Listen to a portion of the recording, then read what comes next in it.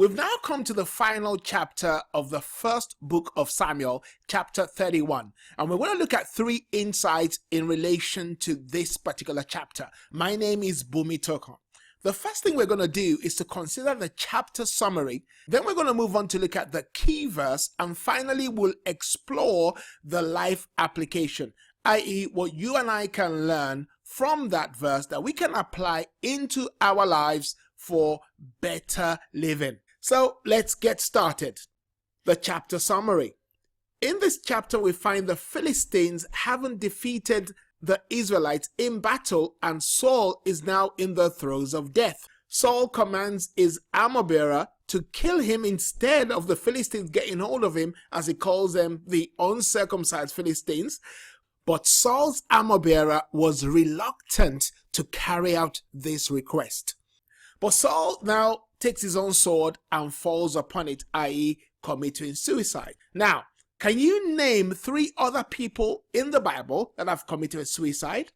Let me give you 3 seconds. 1, 2, 3. Many of us will know of Judas. Judas committed suicide. Ahithophel, David's counselor, also committed suicide. And then a king called Zimri in 1 Kings also committed suicide. I'm sure you can find more.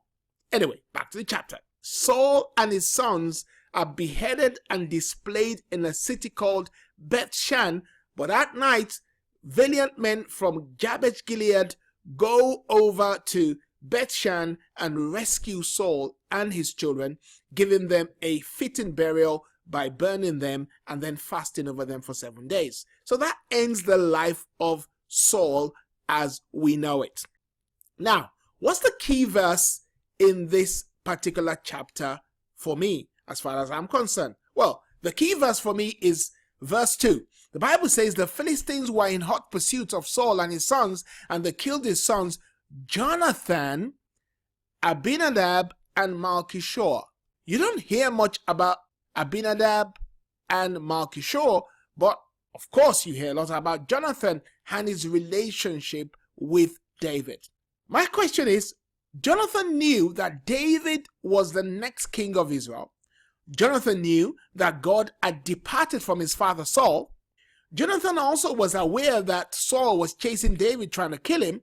And Jonathan knew that his father was well acquainted with the fact that God had appointed and anointed David to be king over Israel. So the question is, just like Ishbosheth did not go to war with Saul, why didn't Jonathan stay at home? Why didn't Jonathan depart from Saul completely and not go to battle with him? Well, I put this down to what I call misplaced loyalty. And that's our life application today. It's a question of misplaced loyalty. Are you pleasing God or man? Paul says that if I was still pleasing men, why am I being persecuted for preaching circumcision? You know, Paul in few places expressed the fact that he was only willing to please God. For example, in 2 Corinthians chapter 5, he tells you the same thing, that he does all things to please God. And we must also do all things to please God, just like Paul, instead of misplacing our loyalty. I think Jonathan misplaced his loyalty to Saul, his father. Perhaps Jonathan chose to follow tradition instead of what God had already ordained. He followed Saul, knowing that Saul was no longer the king, and that ended his life inappropriately.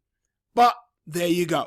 Is there someone that you're loyal to that you should not be loyal to? Is there a place you're loyal to that you should not be loyal to? Will God be pleased with your sense of loyalty? Is it really to God or to men? Only you can answer that question. If you like this video, like it. If you like it, share it. Subscribe to my channel. Write a question or comment below. If it's a private message, then email me to admin@boomytokanministries.org. I'll see you soon.